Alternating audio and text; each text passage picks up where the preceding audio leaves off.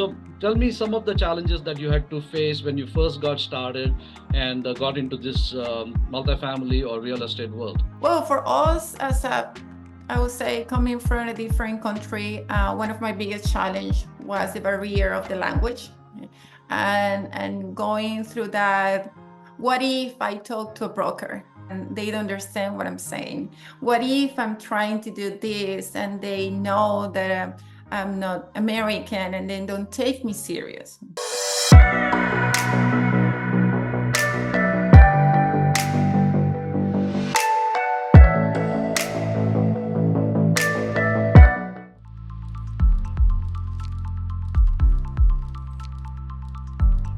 Hello, everyone. Welcome to REI Secret Spills, Fast Track to Riches. This is Sanjay Hegde. And today I have someone I really look up to, admire her a lot. This is Vanessa Alfaro. Vanessa was born in Venezuela, and she started a business at a young age of 22. And she's the founder of 5 7-figure companies in 3 countries. And also, she's profiled in the real estate book 10 Paths as one of the 10 most successful real estate investor stories in 2022. I admire her because not only is she a great entrepreneur, but she's also a great mother. She keeps a great balance between business and her 5 children. And that is quite a lot to manage. So there is a lot to learn from her and how she manages her business and the family, as well as we'll learn a lot about how did she get started. Second, about asset management, and also she's now starting off an AI business as well. So there is so much with Vanessa to learn, and she's always reinventing herself and moves with the time. So welcome, Vanessa. Thank you so much. I'm so happy to be here. That was a great introduction, great introduction. So I hope I can cover as much as I can of my path, and whatever can help your audience, I'm here. Awesome. So Vanessa, just so the listeners get to know, because everybody I think I'm pretty sure in the real estate world knows who you are because you're famous. But those listeners who are new to real estate and don't know much about you, would you like to tell them how you got started in real estate and the marketing business that you had and so on? For those who doesn't know me yet, I will say I'm just a regular person. One day decided I wanted to be an entrepreneur. And that was when I was 15 years old. Oh, wow. I look at myself and I was working at McDonald's. And I said, I do not want to have another boss like this. I do not want to have another job like this. I just wanted to have my own business. And, I think that all entrepreneurs have issues with authority in reality. We just want to do our things our own way. And I hear someone saying last week, saying, when people say that you're crazy, you are not crazy. You're just the first. And sometimes we think that we're crazy because we want to do things a different way. And probably we're just not crazy. We're just the first. So I'm just a regular person. One day wanted to be an entrepreneur, and that has been my path for the last 2 decades. Awesome. So what do you think, Vanessa, is a good quality of an entrepreneur? What makes them successful? Desire, and I will top of that, massive desire, and then action, which on top of that is massive action. You have a huge desire to do something, and then just not the desire, you have to take massive action to do it. I think those are the only 2 components that makes a good entrepreneur: desire and action. Got it. I think that's the thing, right? There are a lot of people who have a lot of desire to do a lot of things.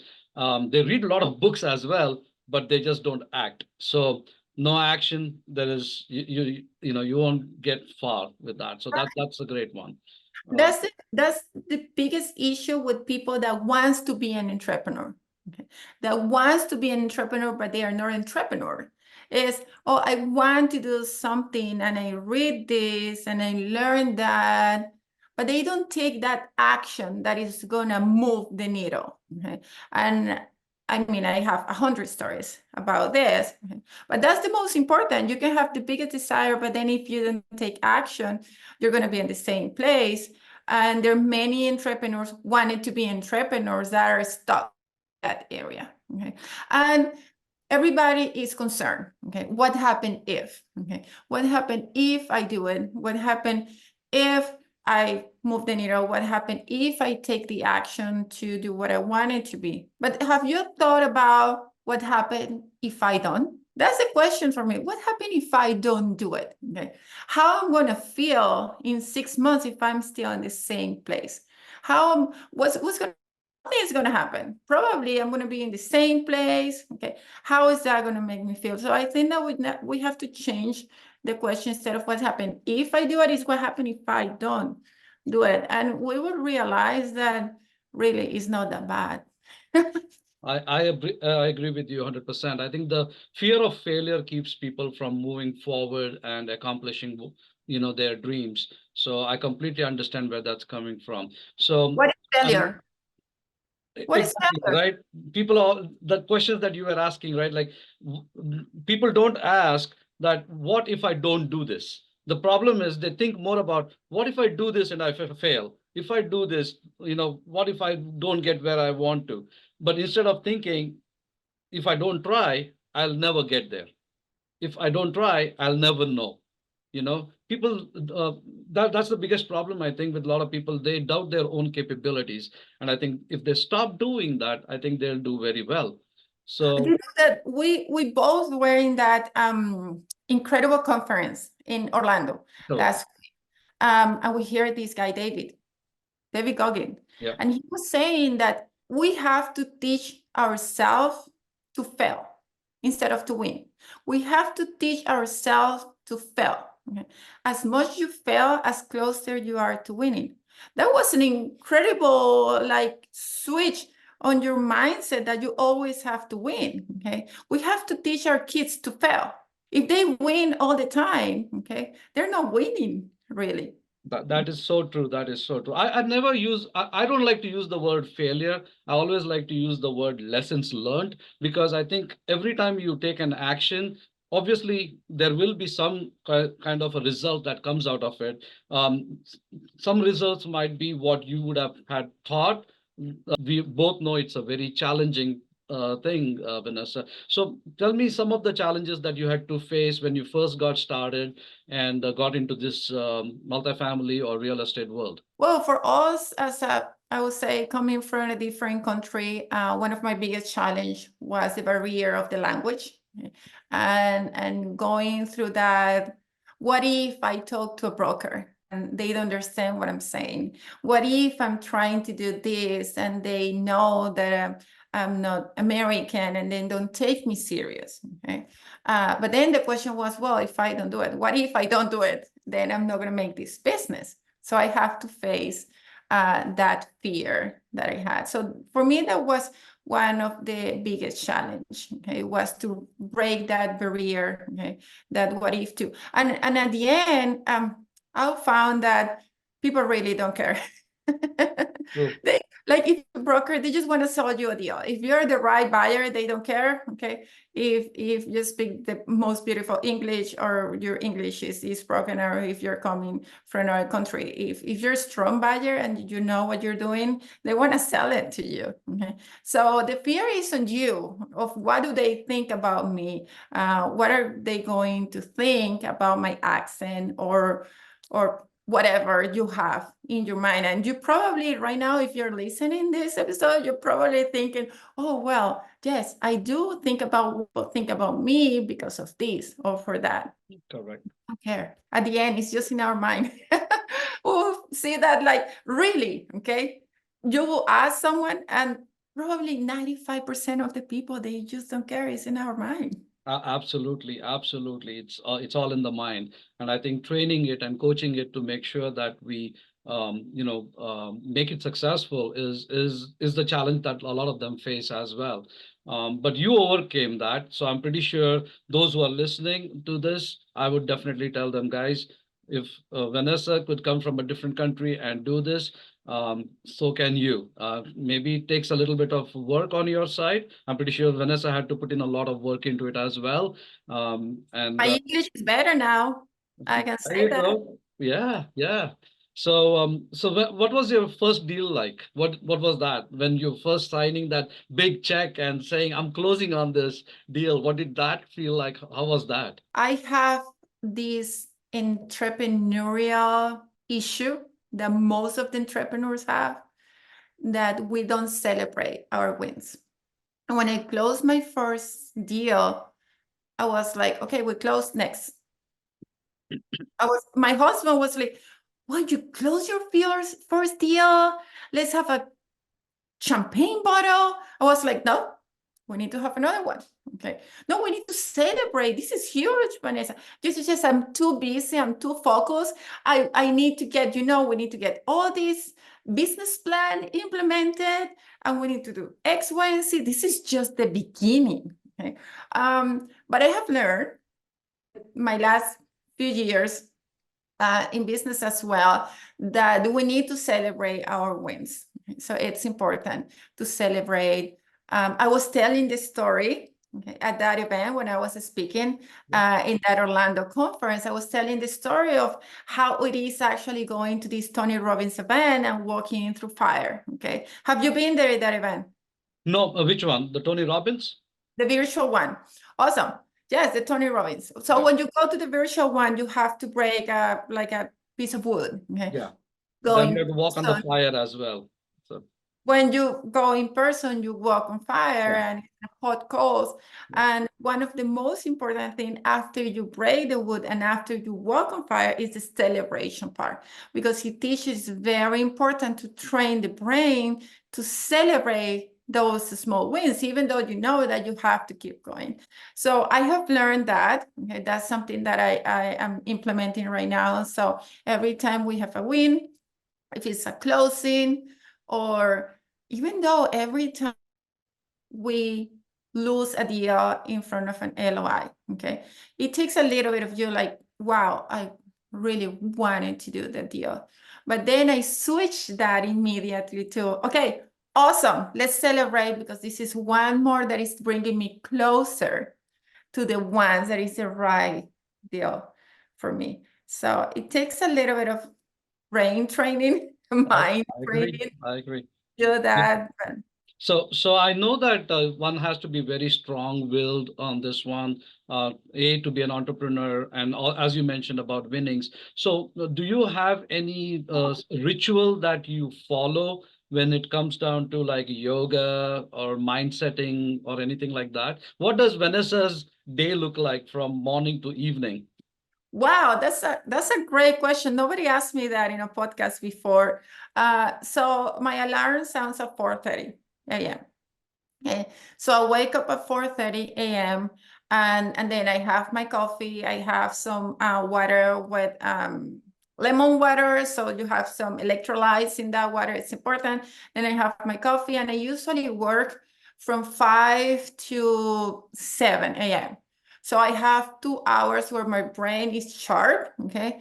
And I use it for working. And then at 7 a.m., I go and wake up my kids, okay? And spend time with my kids. One wake up at 7. At 7:30, my husband takes him to school. So I go on an exercise at 7:30. 7:30 to 8, I exercise at least 3 or 4 days a week. And then I spend time with my other 3 kids, okay, which they are in preschool, and I spend time with them and take him to preschool. And then I come back and I start working. I get meetings, etc., etc., etc. Going back to the mindset, okay, in the morning, okay, in between the 4:30, I didn't say that, but in between the 4:30 and the 5 a.m. when I'm sitting, I do any gratefulness meditation, okay, and there is really good from Tony Robbins, which is called Prime as well. I don't do that every day because it's a very deep meditation, but I do it a few times a week. And then after my day my day is full in between phone calls and talking to people, meetings. Then I spend a lot of time with my kids. Okay, they have activities that I want to do with them. One of the things that I don't do, by the way, and I do have a lot of people working with me. I have 2 household employees in my house. I don't hire people to drive my kids. Okay. So that's something that I do because I feel that I get to do it. I don't have to do it, but I get to do it. So I want to take my kids to school. I want to pick them up from school. Me and my husband do that. I want to take them to any activities. I want to be with them in those activities because I think that we get, and that's a time that we never take back. I So, completely understand. Yeah, no, I had the similar kind of situation. What got me into the RE state, because before that I had my W-2 and I was traveling the world and never home at all. So I really missed my kids a lot. So I can understand you getting involved in that right from the beginning. So that's a great thing. Now, Vanessa, I know buying a property, everybody rejoices. It's all fun, which is a good thing, which we do need to rejoice. But as you know, buying the property is just the tip of the iceberg. The fun starts after you buy the property, because that's where all the challenges start, because now you got to carry on that business plan that you had promised the investors, and make sure that you're managing the asset properly. So what are the qualities that, according to you, should a good asset manager have, and what is involved in it? right. Well, the fun does not start when you are buying the property. The fun start when after you buy the deal, okay? And then you take that asset and you start asset that deal, and you realize there are things that you didn't know that now you know about that property. So I think that one of the most important qualities of an asset management is actually risk assessment and the ability to actually be flexible, okay, and adapting that business plan to reach the goal. That's very important. I do have a few people that asset manage my deals, and I always talk to them about this. You need to adapt the business plan according to what is happening. So it doesn't matter that the business plan say that we're now increasing the rents by 10%. But if the market has changed, okay, the socioeconomic situation has changed, the macroeconomics have changed, we need to adapt. And now we have to change in order to reach our goal, because the whole idea of the business plan is that you have a goal that you have to reach in X amount of time. So being flexible and understanding how you can change those tactics in between the business plan, okay, it's very important. How much money you're putting in the deal, how you're increasing the rents, and now if you're not increasing the rents, how you can optimize on the expenses. So I think that's risk management and the flexibility in how to change the business plan and being proactive to say, hey, this is not working, okay? Because of X, Y, and Z, we need to change this if we want to reach this goal. We have goals that we need to reach 5 years. If the business plan is 5 years, okay? But you have to keep those goals in a 1-year goal and a 6-month goal and a 30 days goal. So we need to, measure all those goals, okay? We have very specific KPIs that we need to reach. I had an asset manager that one day she came to me that she took an asset pretty new, and after 2 months, I was like, how's everything going? Okay, and she will come back and say, everything is doing great, okay? And when she showed me the numbers, I was like, how are you telling me that this is doing great if we are not meeting all the metrics? Okay. So meeting the KPIs is really important when you're asset management a deal. So you have to understand what you have to change, how you have to pivot from one thing to the other. Awesome. No, that is so true, right? I think as a good operator, if you don't have your pulse on the property, it becomes a challenge. And not only the pulse on the property, but you also need to have the pulse on the market as to what's going on. Because if you don't adapt to it and you end up building a Taj Mahal and not being able to pass on those things, now you've just kind of, I would not use the word wasted, but you kind of used up that capex in the wrong way, and that can really take a lot from the investor's cash flow as well. So I That's think that that's is a good point. A good point with the capex. If you're listening to this episode, by the way, and you have your own property and you're putting money in the deal, this is very important. You put money in the deal according to the business plan and the ROI. And sometimes your plan says that you need to put $10,000 to get to a specific return.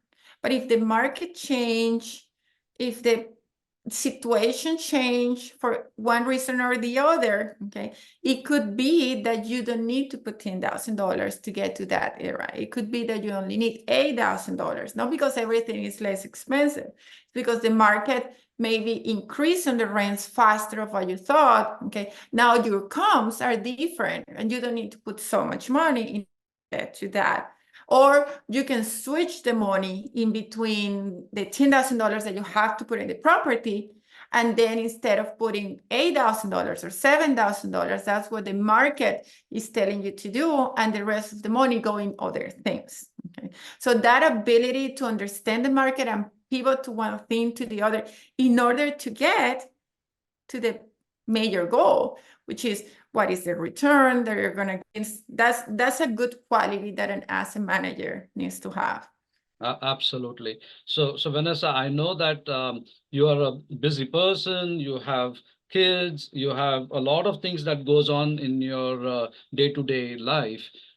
So you must be a very organized person. So how do you organize yourself? That's number one. And how do you, because there are two things, right? One is you organizing yourself, your day, and then there is another thing, which is, managing your investors and so on. So, what kind of CRM you use for that, and what kind of organizational tools do you use to organize your day? I think that in a past life, I was in the military. In another life, So you are okay. I feel like I run my whole life like in the military. Everything has a schedule, everything has a specific calendar. I mean, everybody needs to be very clear on what their tasks are, okay? What do they have to do? I do use a lot of AI tools to optimize our time. I was teaching actually my housekeeper how she can use AI so she can solve problems that is not doesn't have to come to me. Okay, so even my employees in my house or in my company, for me, it's very important that everybody solve problems without including me.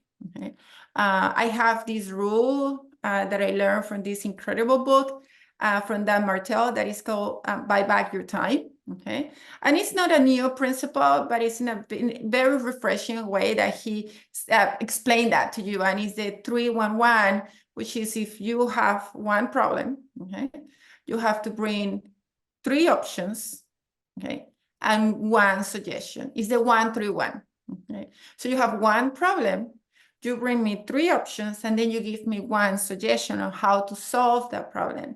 Now, the thinking is on then. I don't have to think about it. Usually, the solution, okay, is in that suggestion that they, okay. So they go through the process, and it sounds funny to you, but at one point I was in my house and I had a problem, which is like my babies were running out of diapers, okay? Oh, wow. And my nanny would call me and say, "Hey, we're running out of diapers." And I was like, "Okay, tell me how you can solve this." And she was like, "Well, I can go and buy the diapers." Okay. I was like, "Awesome. That's going to be on your job now. That's part of your responsibility. If you see that we're running out of go and you buy the diapers." Yeah, no, make sure you have enough inventory of it, right? So yeah. Exactly. So it's the same with my company. As I said, we use AI, we use a CRM. Okay. We use two different CRM. We use Hotspot, we use Go High Level, we use a project management software as well. We use ClickUp, we use Slack. We use as much technology as we can. I use an AI called Reclaim to help me with my calendar. Everything goes in my calendar. Everything. I put everything in my calendar. Since I wake up, I go and exercise, I take my break, it's blocked, I pick up my kids, I spend time with my kids. Everything is in my calendar, and you will see my calendar in different colors depending of the task. Okay, each task, I usually have 4 or 5 colors in my calendar. And my calendar goes from 4:30, 5 a.m. to 9 p.m. at Oh, night. wow, wow, wow. Everything goes there. Lovely. And you used you said that you use AI, and I know that is something that you've been working on these days with. But can you shed some light on that part of the business as well? Sure. If you're listening to this episode and you haven't used AI, what I suggest is that you start playing with things like ChatGPT, and you start playing with that, or with Claude, or with Gemini or Copilot. I mean, whatever you like. But just start playing like you are talking to a human. Okay. So most of the times we have things in our mind. Okay. And even at work or in our personal life, it's like we're thinking, how can I do this? How can I solve this? And then we're thinking to ourselves, and we would like to talk to someone about that, and that person is not available. I use AI for that. Oh, lovely. In those moments, I'm thinking like, how can I do this? Like crazy things. I was thinking, how can I help my mom? Okay, to renew her visa. She lived in Spain. I was like thinking, I was like, wow, why am I thinking of this? Okay. So hi, okay. This is what happening with my mom. How can I help her? Okay. And then I had a conversation, like it was a conversation with a very smart person that knows 100% more than me. Oh, And lovely, lovely. access to the internet. Okay. And you can do that in your personal life. You can do that in your business as well. How many times you are in your business talk and thinking, I don't know what to do this in this area of their business. What if you have an AI then that can help you to give you a few ideas that probably you haven't considered, okay, of how you can do this. And another tip as well for you, Sanjay, is if you give a personality to that AI. Like, for example, if you have a marketing question, you can say to the AI, I have a marketing question. I want you to act like the best marketing consulting, okay, in my area, in real estate. Okay. Tell me, I do this if I want this goal. Okay. And it's very important that you talk. I always say this, I believe I will have to see this episode in 5 years, but I believe that prompting is going to disappear. Prompting, the whole thing of prompting, learning how to prompt or having a career prompting with AI, I think that's going to disappear. Because at the end, you need to understand, you need to talk to the AI in a way that you would talk to a human. Like if you ask a, can you give me an advice in marketing? What that human is going to tell you? Like, I don't know anything about you. What are you talking about? Marketing for what? Okay. Yeah. So you have to be more specific to that human. Okay. So I think that it's important to learn AI. That's the future. It's going to stay with us. Okay. It's not going anywhere, and it's going to be part of our life, our businesses. Okay. As normal as it is right now to have the phone, or as normal as it is right now to go in the internet, or as normal as it is to send an email. I completely agree with you on that, Vanessa. And I know, Vanessa, we are pretty much running out of time, and you've been getting calls, so I know you're a busy person. So I'll just ask one last question before we, move on. Um, what books would you recommend to those who are getting started for the mindset and also some of the books that you really have, which has inspired you to take action. Good. I think the who and how is great if you're an entrepreneur already and you're struggling how to start growing your company, scale your company. As I said, the one from Dad Martell, Buy Back Your Time, is a great book that I've been reading. The one from Chris Raw, I think it's Chris Boss. I have to find the book. Okay. Here, I have all my favorite books here. There you go. Nice. Never Split the Difference. Mhm. Never Split That's a good one. Yeah. Chris Boss. Chris Boss. It's a great book about negotiation and the art of selling at some point, and sales is one of the most you have to learn as an entrepreneur, because you're selling all the time. You're selling yourself, you're selling your business. Okay. Sales is one of the most important skills that you need as an entrepreneur, like it or not. So I have the who, not how, and I have 10x. It's easier than 2x. And Dan Martell book, I have Traction. We run our company based on KPI. So I love the EOS system. So you have a few there. Awesome. Now, thank you, Vanessa. And so I know you are also a sponsor, and you are also, you are also a coach. You take your time to give back to the, newcomers. So if they want to reach you, how can they reach you, Vanessa? Sure. They can go to venuspartners.com and they can reach me out. They can reach out to me on my form. There is a form. If you want to be an investor, you can book an appointment with our team. And also you can email me as well as ea@venuspartners.com. It's ea@venuspartners.com. And if you want to learn more about our coaching for AI and real estate, you can go to lunax.ai,